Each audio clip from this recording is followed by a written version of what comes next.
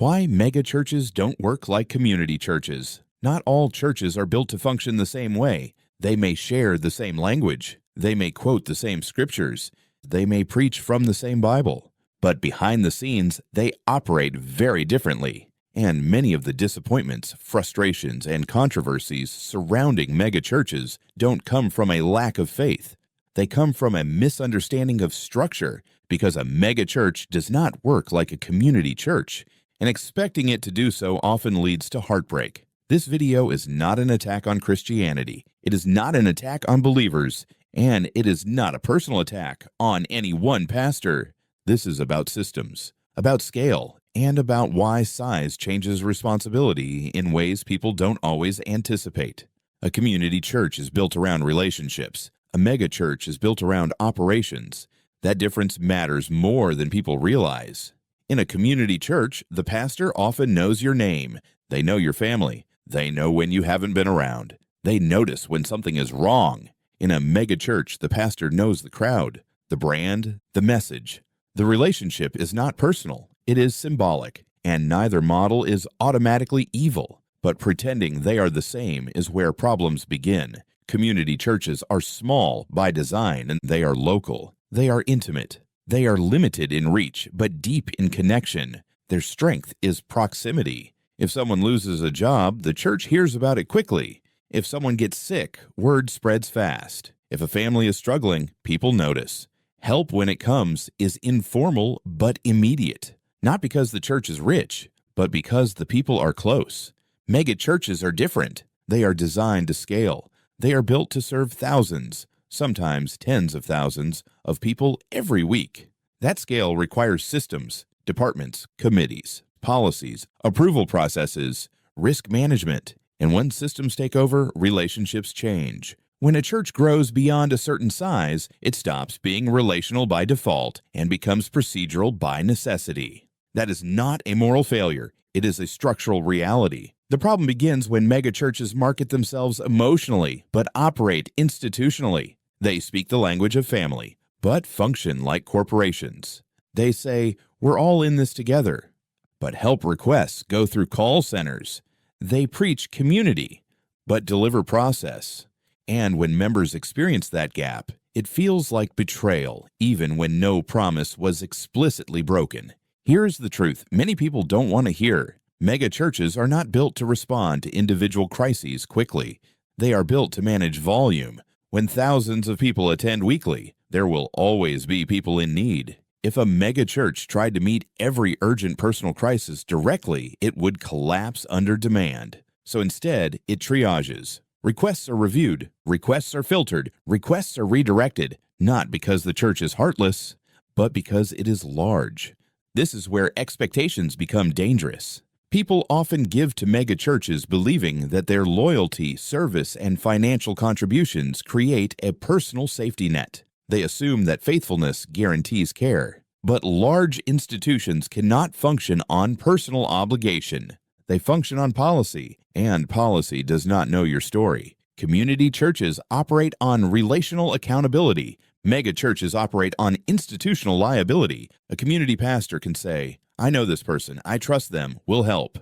A mega church cannot make that decision without documentation, verification, and approval. Why? Because one wrong decision can open the door to lawsuits, fraud, or precedent-setting demands that spiral out of control. Again, not evil, but not personal. This is why people feel ignored. This is why calls go unanswered, why emails disappear into departments, why requests stay under review. It's not always because someone doesn't care. It's because the system was never designed to care that way. Mega churches excel at inspiration. They are powerful at broadcasting hope, at motivating people, at creating large-scale impact. But they are not agile. They are slow to respond to emergencies, slow to make exceptions, slow to adapt to individual urgency. And urgency is personal. Systems are not. Another uncomfortable truth. In mega churches, volunteers are essential, but they are not central. Volunteers keep operations running. They donate time, talent, and labor, but they are still outside the core decision-making structure. Their value is functional, not relational. In a small church, a volunteer is family. In a megachurch, a volunteer is a role, and roles can be replaced. This does not mean volunteering is meaningless, but it does mean volunteering does not guarantee access. Service does not automatically equal support. That is a hard reality for people who were taught that faithfulness would always be reciprocated. Megachurches also rely heavily on external partnerships. Instead of directly providing aid, they refer members to third-party organizations, shelters, charities, social services. From an operational standpoint, this makes sense. It limits liability. It distributes responsibility. It prevents abuse. But emotionally, it feels dismissive, especially to someone who expected the church itself to intervene. Community churches often don't have these layers. They help first and figure things out later. Megachurches do the opposite. They figure things out first, and sometimes, by the time they do, the crisis has already passed. This difference is not often explained to congregants, and that silence creates confusion. People assume the warmth they feel from the pulpit will translate into warmth when they need help.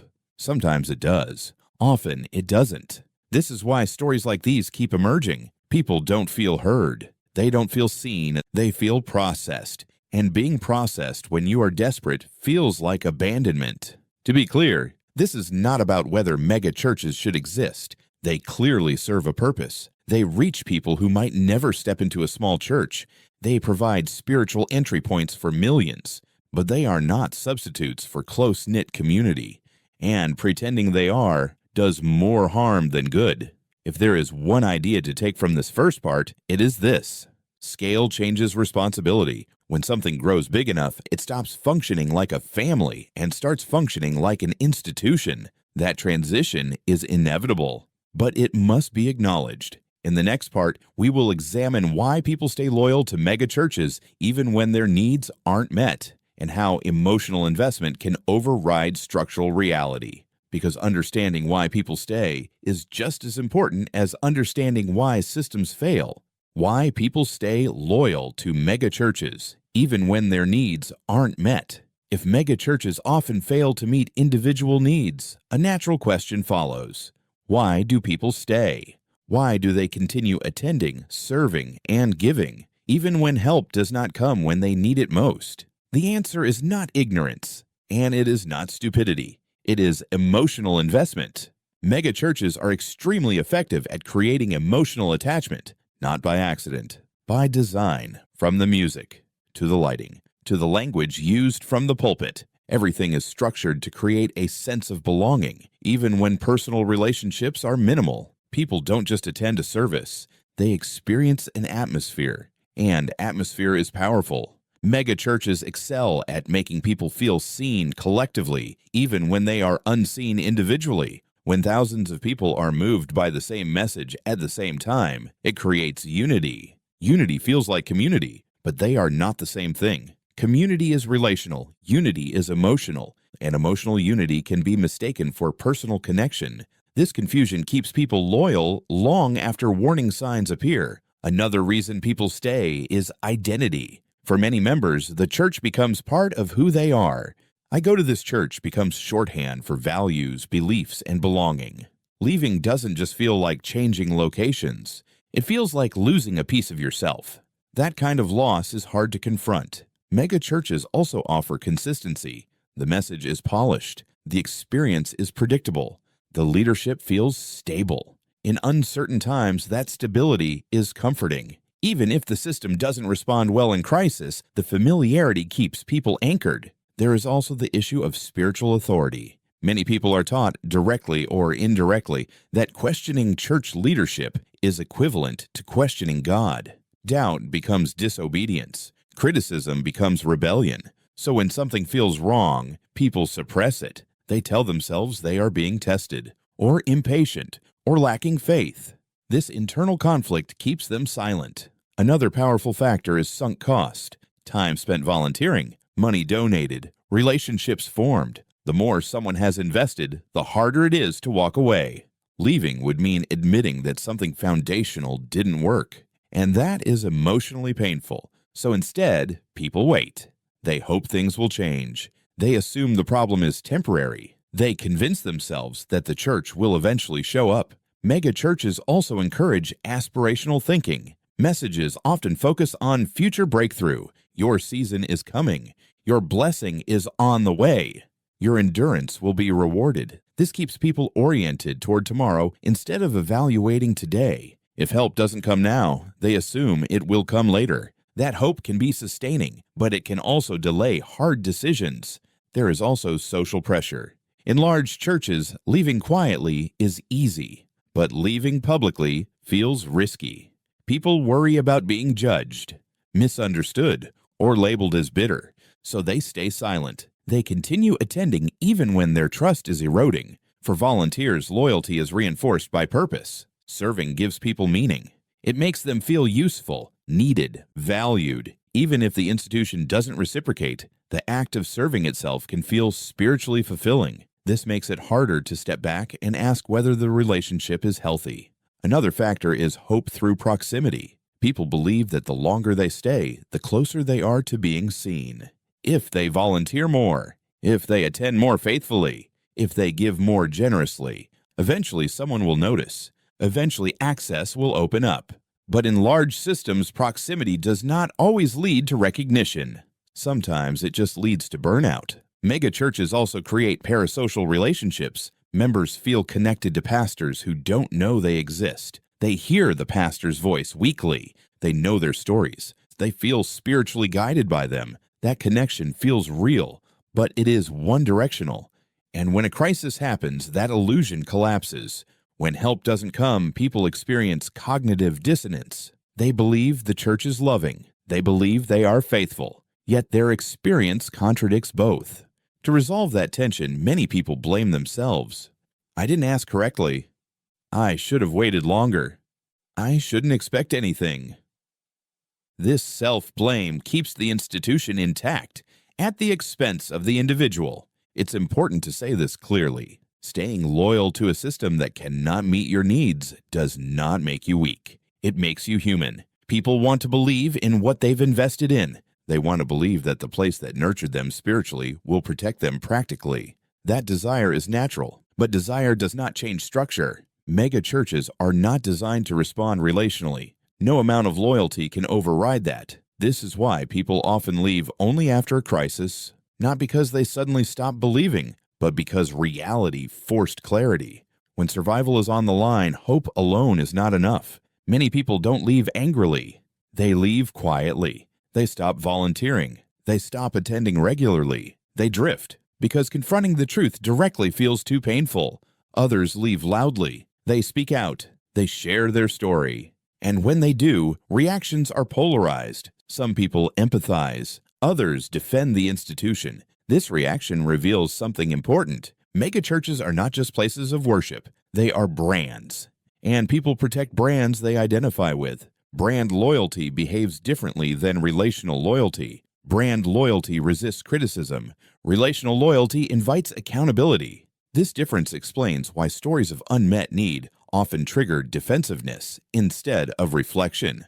None of this means megachurches are malicious, but it does mean they are powerful. And power without transparency creates harm, even unintentionally. Understanding why people stay helps us understand why disappointment cuts so deeply. Because people weren't just attending a church, they were trusting it. In the next part, we will examine how money, messaging, and marketing shape expectations and why financial language in megachurches can quietly distort responsibility. Because when faith and finance overlap, clarity becomes essential. How money and messaging shape expectations in megachurches. To understand why disappointment runs so deep in megachurches, we have to talk about money.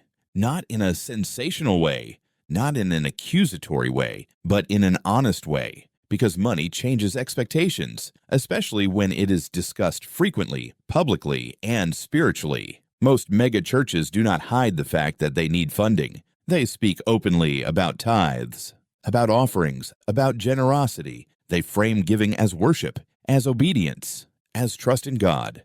And for many believers, that framing feels sincere, but it also carries implications that are rarely addressed. When people are told that giving activates blessing, a quiet assumption forms that giving creates relationship, that generosity creates connection, that sacrifice creates reciprocity, not necessarily in dollars, but in care. Community churches often rely on modest giving. When someone gives, it is noticed, not because the amount is large, but because the group is small. That awareness naturally feeds accountability. In megachurches, giving is anonymous by design. Thousands give every week. No single contribution changes the institution, so the emotional meaning of giving shifts. It becomes symbolic rather than relational. This is where messaging matters. When a church emphasizes abundance, overflow, and increase, it raises expectations, not intentionally, but inevitably. People begin to believe that generosity will be met with generosity, that faithfulness will be met with faithfulness.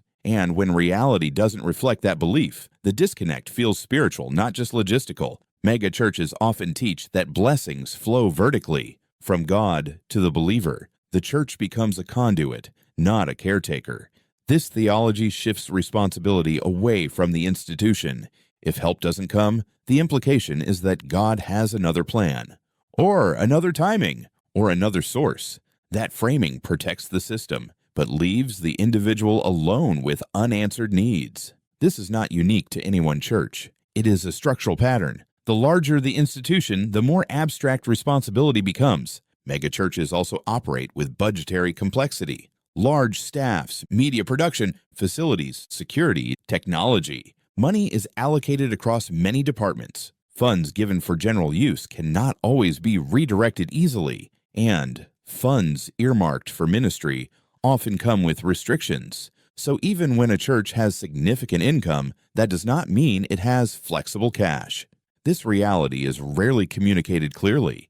Instead, people see numbers, attendance figures, revenue estimates, property value. They assume liquidity, they assume availability, but institutions do not operate like households, and misunderstanding that creates resentment. At the same time, megachurches benefit from emotional fundraising, stories of breakthrough, testimonies of generosity rewarded, narratives of sacrifice leading to success. These stories are powerful. They motivate giving, but they also shape belief. People internalize the idea that giving aligns the church with their life outcomes. So when hardship hits, they expect alignment in return. Community churches often fundraise differently. Needs are specific. Goals are transparent. We need help covering this family's rent.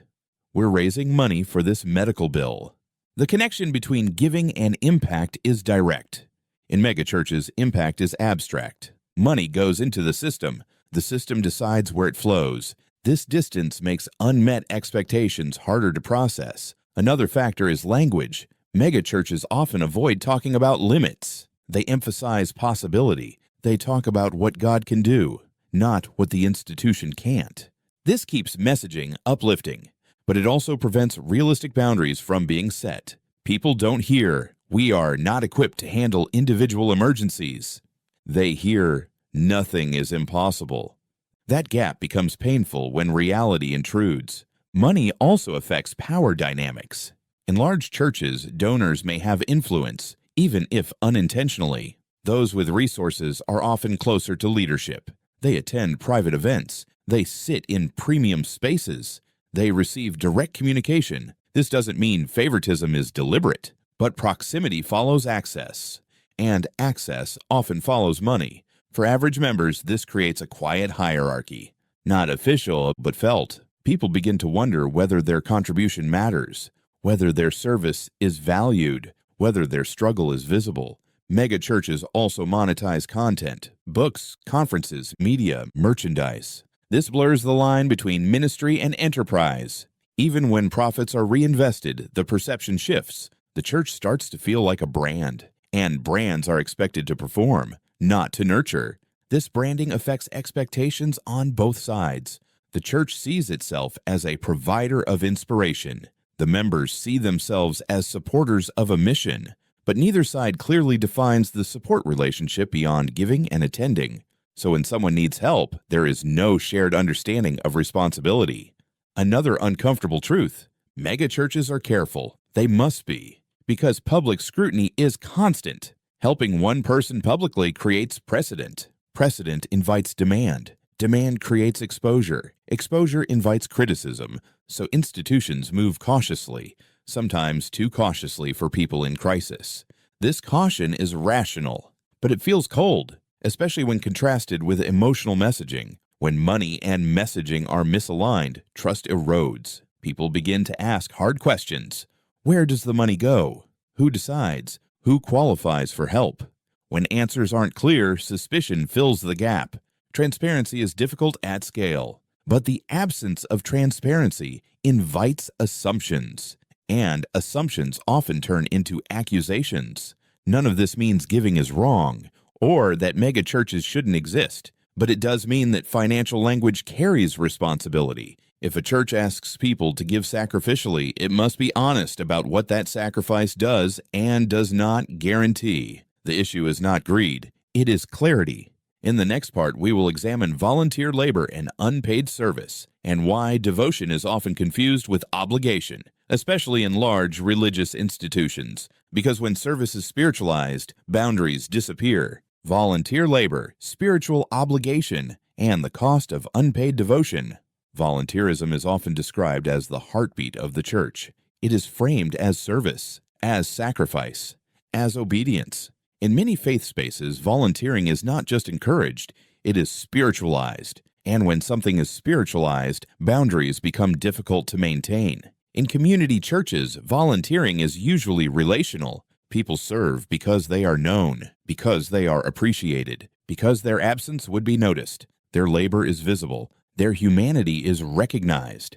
In megachurches, volunteer labor functions differently. It is essential, but it is also anonymous. Volunteers are part of a system, not a circle. And systems value reliability more than relationship. Megachurches depend on volunteers to operate. Cameras, security, music, and childcare, logistics, media. Entire services would collapse without unpaid labor. Yet volunteers rarely participate in decision-making. They carry responsibility without authority. That imbalance matters. When people give their time freely, they do not expect payment, but they often expect consideration, not special treatment, but recognition that their service matters beyond their function. In community churches, long-term volunteers often become trusted voices. They are consulted, checked on, included. Their service builds relational equity. In megachurches, service builds operational dependence, not relational closeness. A volunteer can be reliable for years and still be unknown beyond their role. And when crisis strikes, that distinction becomes painful. One of the most difficult realities volunteers face is this: devotion does not create entitlement. No matter how many hours someone gives, the institution does not owe them personal care. That truth feels harsh, but it is structurally accurate. Megachurches cannot afford to operate on obligation. They operate on policy. But here is where tension arises. Volunteer service is often framed as family contribution, as giving to the body, as sowing into the kingdom. That language implies reciprocity, not transactional, but relational. So when help is not available, volunteers feel discarded, not because they expected a reward, but because they expected humanity. Another issue is role confusion. In megachurches, volunteers often perform tasks identical to paid staff. Same equipment, same hours, same responsibilities, but without compensation. This creates silent comparison, and comparison breeds resentment, even when intentions are pure. Many volunteers accept this dynamic because they believe the work is temporary. They assume recognition will come later, or opportunity, or inclusion. But large institutions do not evolve relationships organically. They formalize them. Without formal pathways, volunteers remain where they are, indefinitely. There is also spiritual pressure. Volunteers are often reminded that they are serving God, not people. This framing discourages complaint, because dissatisfaction feels like ingratitude or lack of faith. So concerns stay internal until something breaks. Burnout is common in megachurch volunteers, not because they don't love what they do, but because they are constantly giving without replenishment. They are encouraged to serve joyfully, even when exhausted, to stay committed, even when struggling. When volunteers experience hardship, asking for help feels awkward. They have been givers for so long, now they must become receivers. And in large systems, receiving is procedural, not relational. This moment often becomes a turning point. The volunteer realizes that while they feel spiritually connected, they are institutionally invisible. And that realization hurts. Megachurches often rely on replacement logic. If one volunteer steps away, another fills the role. This keeps operations smooth, but it reinforces disposability. Even if no one intends harm, the message is clear. The system continues, with or without you. This does not mean volunteers are unvalued, but it does mean they are not indispensable. And when people have been taught that their service is sacred, this truth is hard to reconcile. Another uncomfortable reality: volunteers often internalize failure. If they struggle financially, emotionally, or physically, they assume they've done something wrong. They served faithfully, so why are they struggling? This internal conflict can damage faith, not because God failed, but because expectations were misaligned. Megachurches rarely prepare volunteers for this reality. They celebrate service. They celebrate sacrifice. But they rarely discuss limits. They rarely say, "This institution cannot take care of you the way a small community can."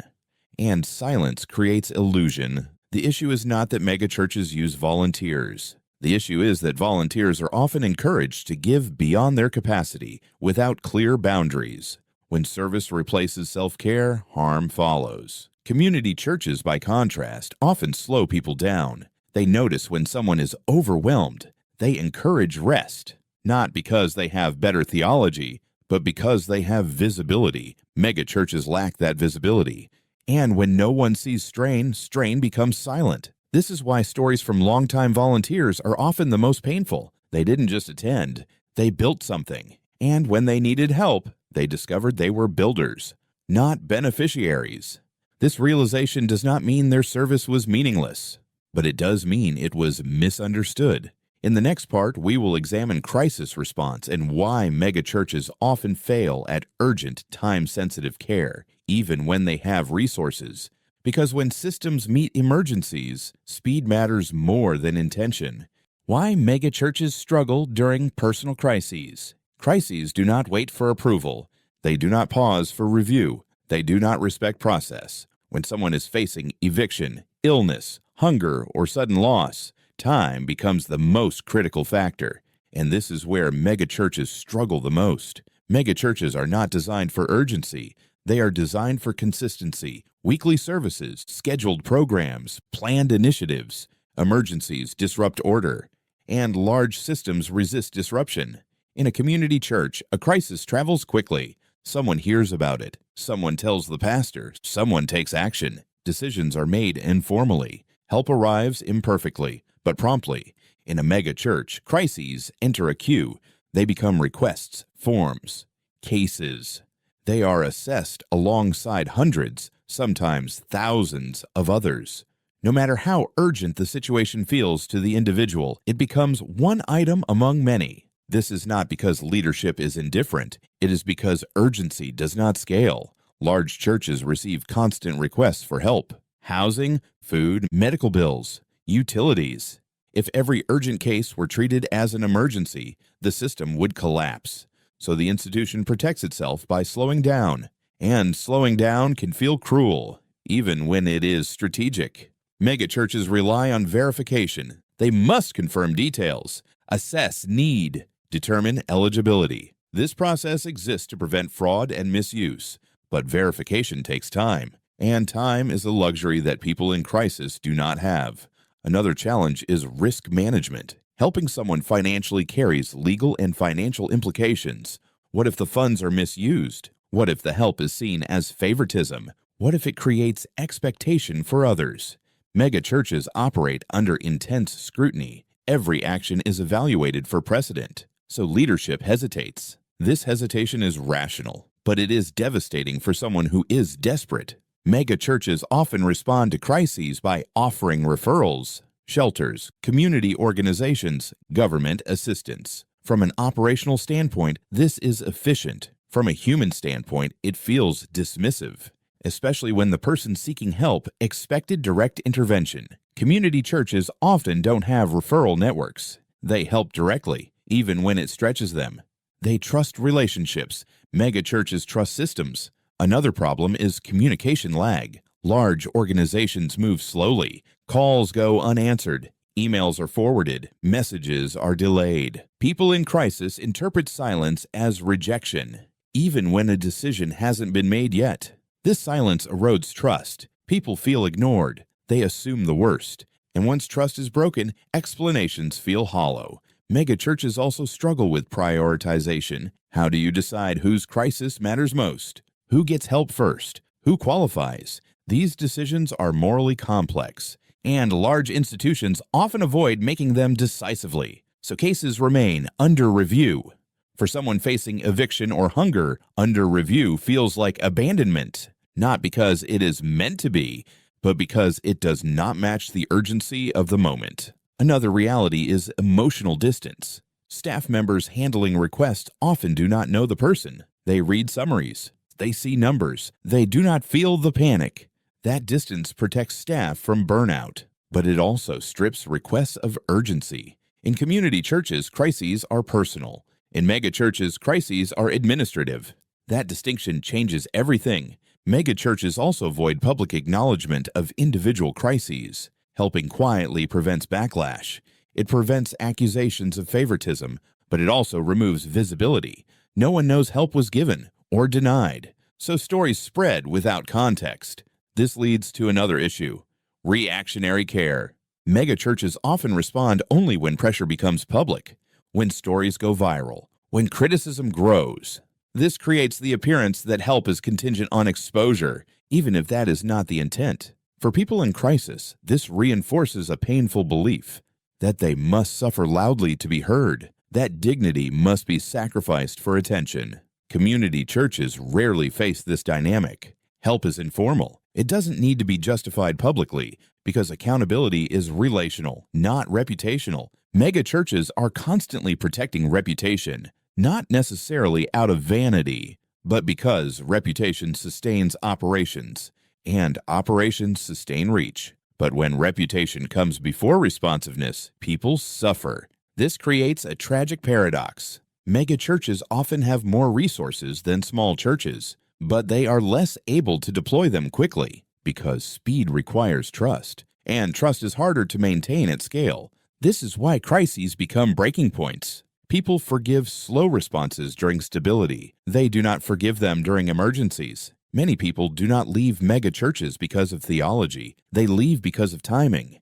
Help came too late, or not at all. It's important to say this clearly. Mega churches are not failing because they lack compassion. They are failing because compassion cannot outpace bureaucracy. This is not an argument for dismantling mega churches. It is an argument for honesty. People deserve to know what kind of support they can realistically expect and what kind they cannot. In the next part, we will examine accountability and transparency and why large churches struggle to explain decisions without exposing themselves to risk. Because when explanations disappear, trust follows. Accountability, transparency, and the cost of institutional silence. When people are hurt by a church, the pain is rarely caused by a single decision. It is caused by silence. Silence after questions. Silence after requests. Silence after disappointment. And in large institutions, silence is often strategic. Mega churches struggle with transparency, not because they want to deceive, but because transparency carries risk. Every explanation invites scrutiny. Every clarification invites debate. Every admission invites precedent. So institutions say less. In community churches, accountability is personal. If something goes wrong, people talk. They explain. They apologize. They adjust. Because relationships require maintenance. In mega churches, accountability is reputational. Leaders are accountable to boards, to donors, to media narratives, not to individual members. That shift changes how responsibility is expressed. When someone asks, "Why wasn't I helped?" the institution hears, "Why did you fail?" And failure is dangerous at scale. So responses become vague. Your request is under review. We receive a high volume of inquiries. We partner with other organizations. These phrases protect the system, but they do not heal the person. Silence is often framed as neutrality, but neutrality feels like dismissal when someone is suffering, especially when the institution continues to speak loudly about faith, generosity, and love. Megachurches often avoid public explanations for individual cases. They fear misrepresentation. They fear backlash. They fear legal exposure. But without explanation, people create their own narratives. And those narratives are rarely generous.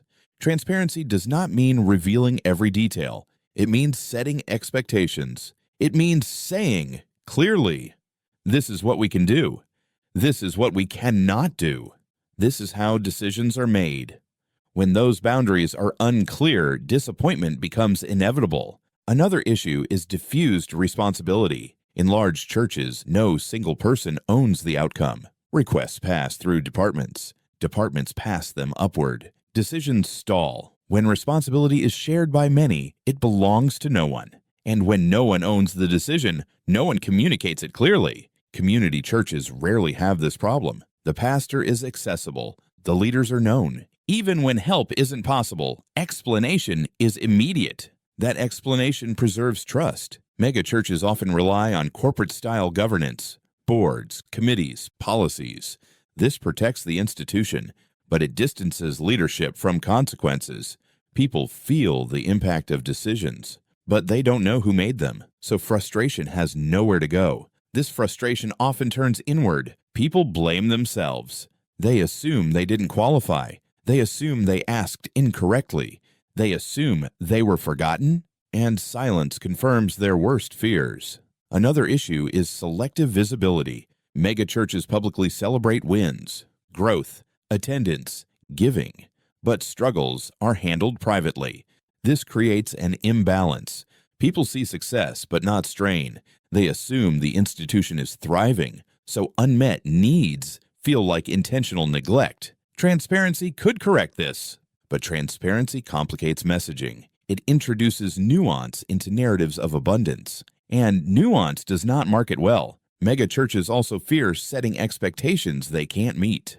If they explain limitations publicly, people may stop giving or stop attending, so leaders choose optimism over clarity, hope over honesty.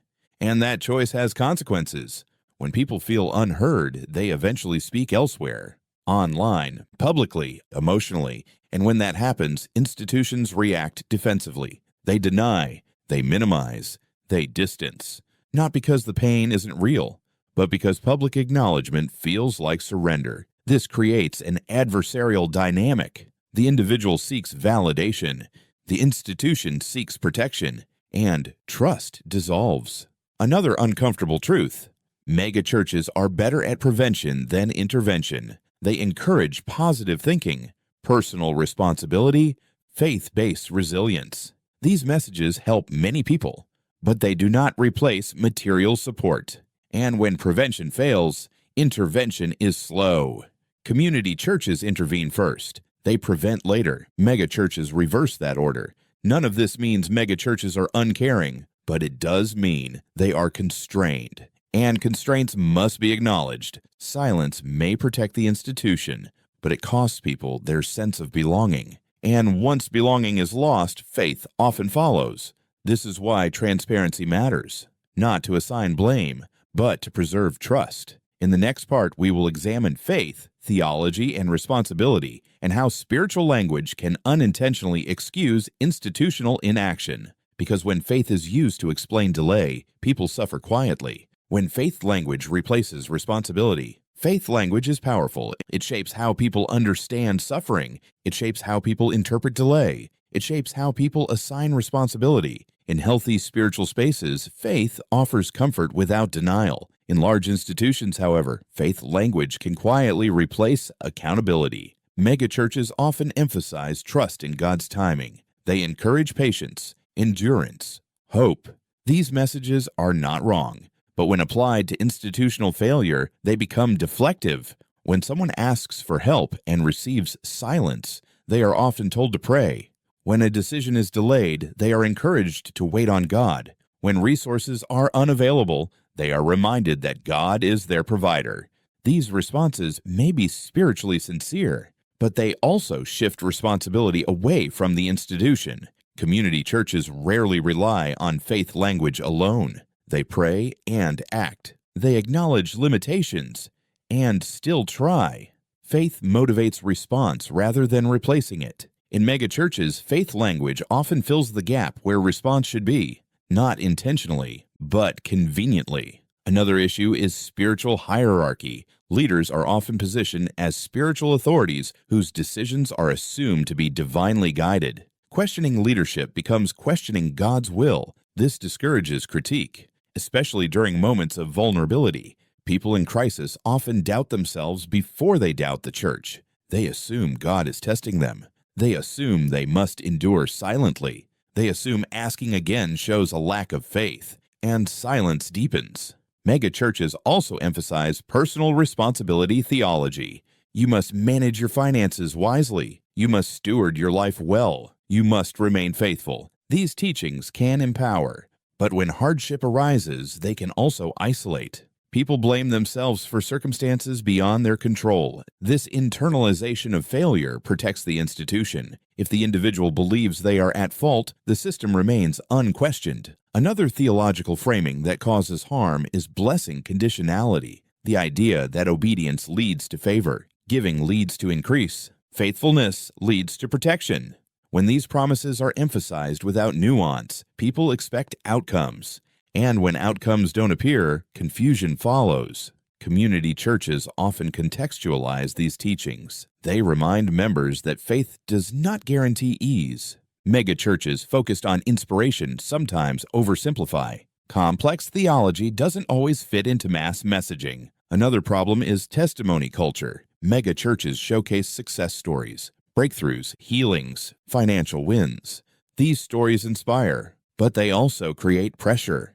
People who are still struggling feel invisible or spiritually deficient. When hardship persists, people wonder why they haven't been chosen for testimony. They assume something is wrong with them, not with the system. Megachurches rarely highlight stories of unmet needs or unresolved suffering because those stories complicate messaging. They disrupt narratives of victory. Community churches make space for grief, for doubt, for struggle. Megachurches, by necessity, focus on uplift, but uplift without acknowledgement can feel dismissive.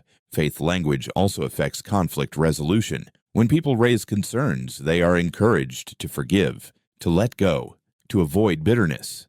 These are important spiritual practices, but they should not replace structural change. Forgiveness does not mean silence.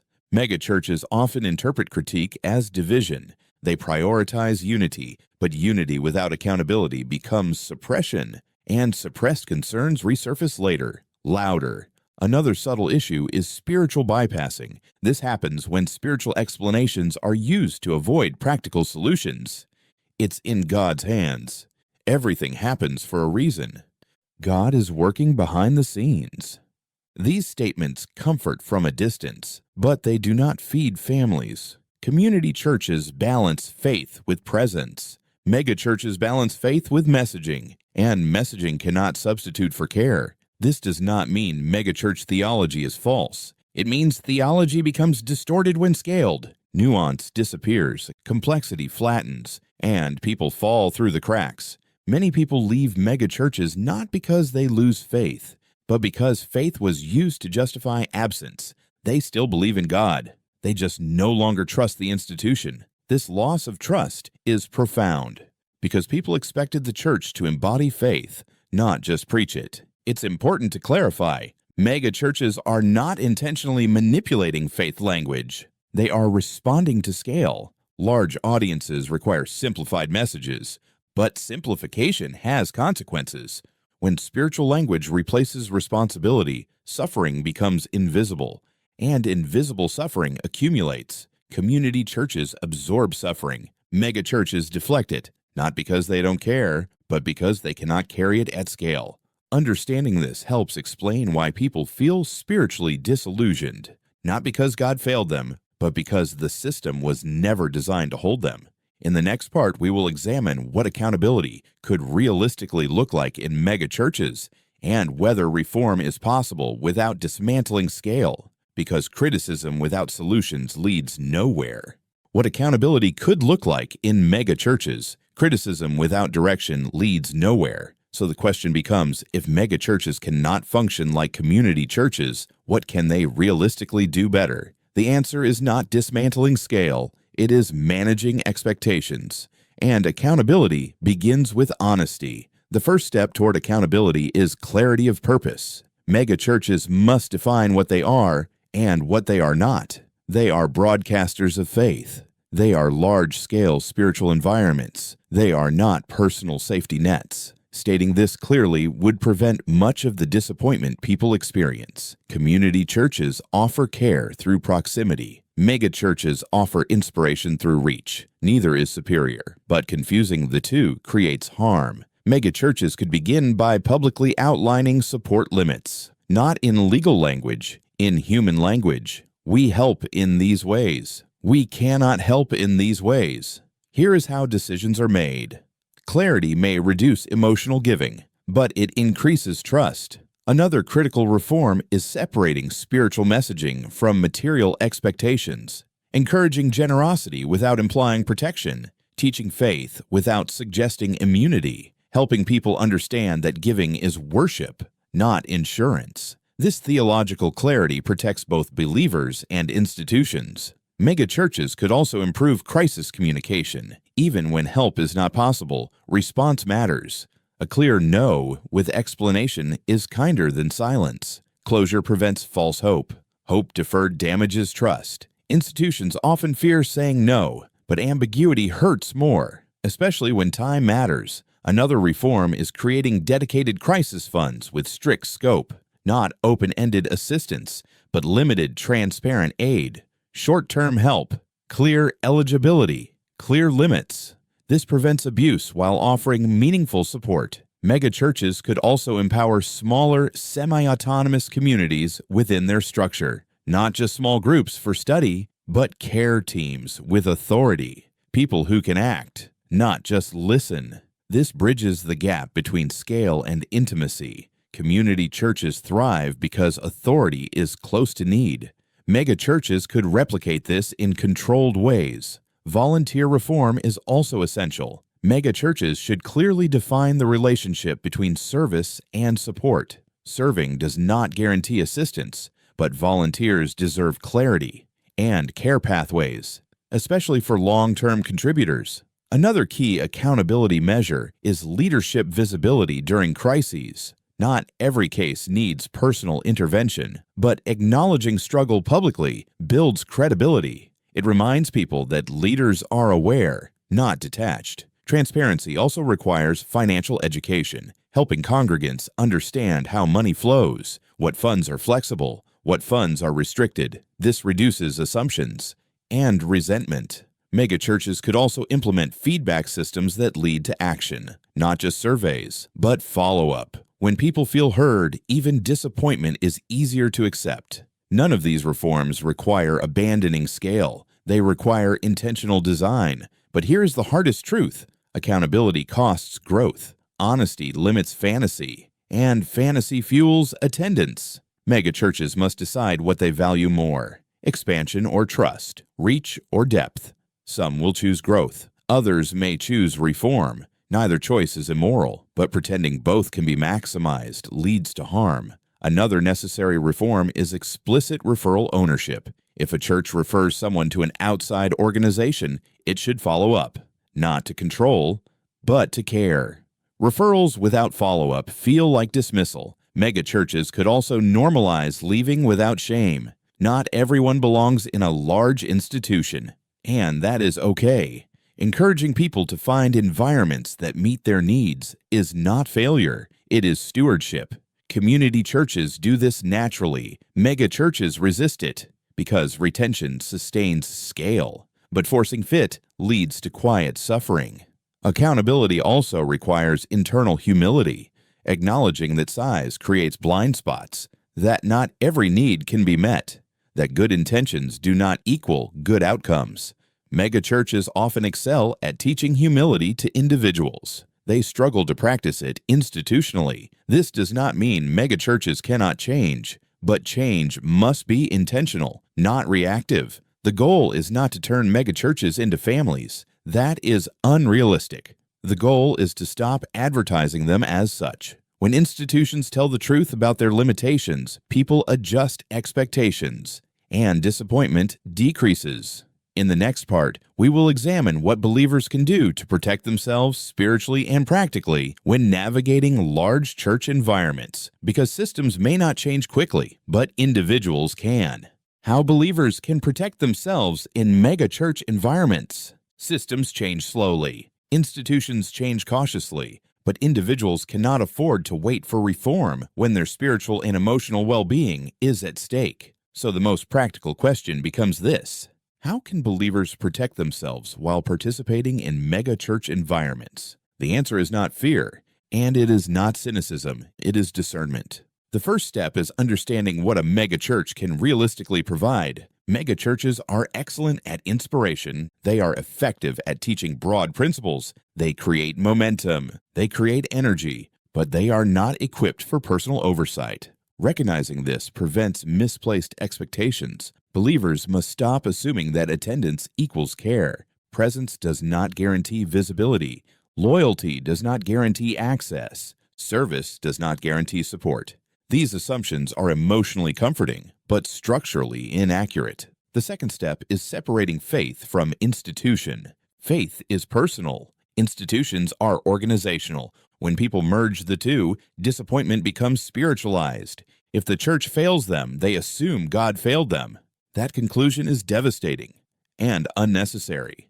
Believers can love God deeply while holding institutions lightly. They can receive teaching without surrendering discernment. They can participate without over-identifying.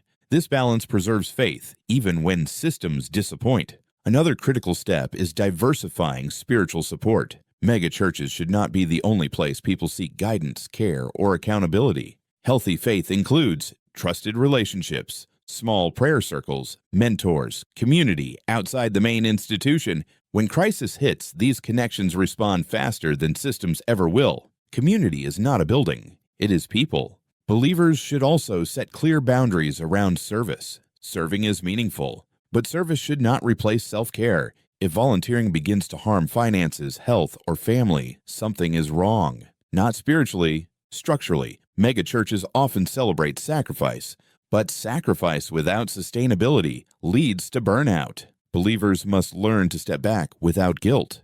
Rest is not disobedience. Another important protection is financial clarity. Giving should be intentional, not emotional, not pressured. Believers should understand where their money goes, what it supports, and what it does not guarantee. Giving should be an act of worship, not an unspoken contract. People must also release the idea that giving buys proximity. It does not. Large institutions do not operate on personal reciprocity. Giving generously does not move someone closer to leadership or care. Believing otherwise leads to resentment. Believers should also normalize asking direct questions. What happens if I need help? Who decides? What is the process? If answers are vague, that information matters. Clarity early prevents heartbreak later. Another key practice is listening to discomfort. When something feels off, it usually is. Dismissing discomfort in the name of faith creates long-term damage. Faith does not require ignoring reality. Believers should also understand parasocial relationships. Feeling connected to a pastor does not mean the pastor knows you. This does not make the connection fake, but it does make it limited. Recognizing this prevents unrealistic emotional dependence. Another protective step is knowing when to leave. Leaving is not failure. Leaving is alignment. Not every church fits every season. And staying in a place that cannot meet your needs does not make you more faithful. It makes you vulnerable. Believers should also avoid spiritualizing institutional shortcomings. When help does not come, it is not always a test. It is often a limitation. Accepting that truth preserves faith. Another important practice is separating gratitude from silence. Being grateful for spiritual growth does not require accepting harm. People can appreciate what they received and still move on. Both can be true. Believers must also recognize when loyalty becomes self-neglect. Loyalty is admirable, but when it costs stability, safety, or dignity, it becomes unhealthy. Institutions are not owed self-destruction. Megachurches often encourage endurance, but endurance without care leads to spiritual exhaustion. God does not require people to suffer quietly to prove faithfulness. Believers should also build practical safety nets outside church structures, savings, community resources, mutual aid. Faith does not replace planning. Wisdom includes preparation. Another protection is rejecting shame-based messaging. If questioning leadership feels forbidden, something is wrong. Healthy churches welcome accountability. Unhealthy systems suppress it. Believers must remember this. Jesus critiqued institutions more than individuals. Faith has always included discernment. Megachurches are not inherently harmful, but they are not inherently nurturing either. Understanding this allows believers to participate wisely. Believers should also resist binary thinking. A church does not have to be evil to be inadequate. Disappointment does not require demonization. Clarity is enough. The goal is not to leave angry. The goal is to leave whole, or to stay wisely. Faith flourishes where honesty exists, where limits are acknowledged, where people are not expected to disappear quietly. In the final part, we will bring everything together.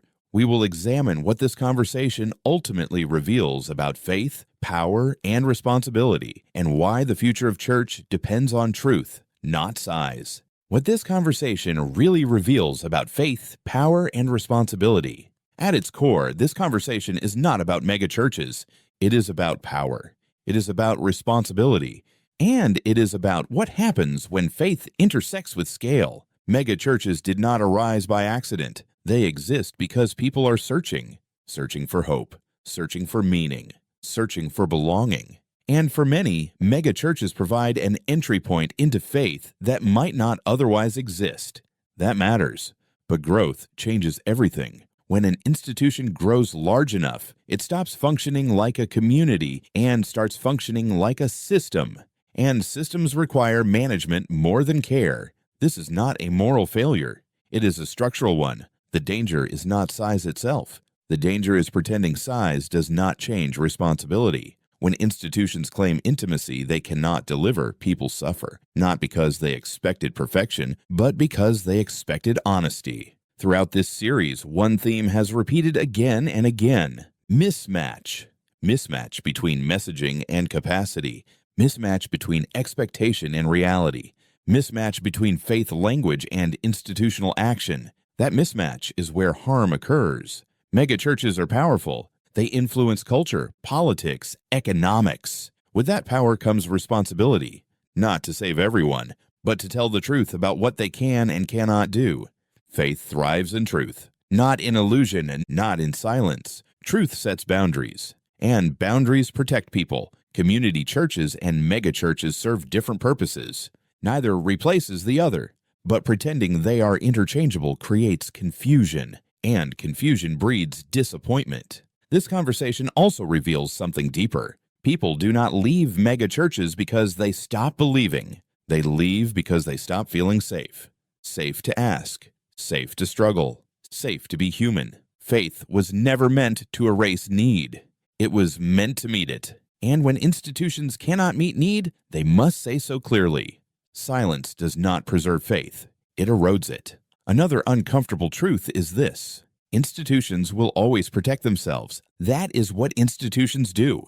People must protect themselves too, not with cynicism, but with wisdom. Wisdom does not demand abandonment. It demands discernment. Believers can appreciate what megachurches offer without expecting what they cannot give.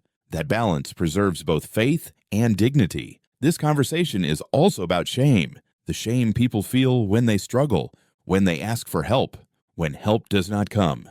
That shame is unnecessary, and it is often reinforced by spiritual language. Faith should not require silence in suffering, and loyalty should not require self-erasure. Megachurches often speak about stewardship, but stewardship applies to people as well. People must steward their energy, their faith, their trust. Giving all three to an institution that cannot hold them leads to spiritual exhaustion. The future of church does not depend on size. It depends on honesty, on clarity, on humility. Some megachurches will adapt. They will redefine their role. They will speak plainly about limits. They will prioritize transparency over fantasy, and they will build trust. Others will not.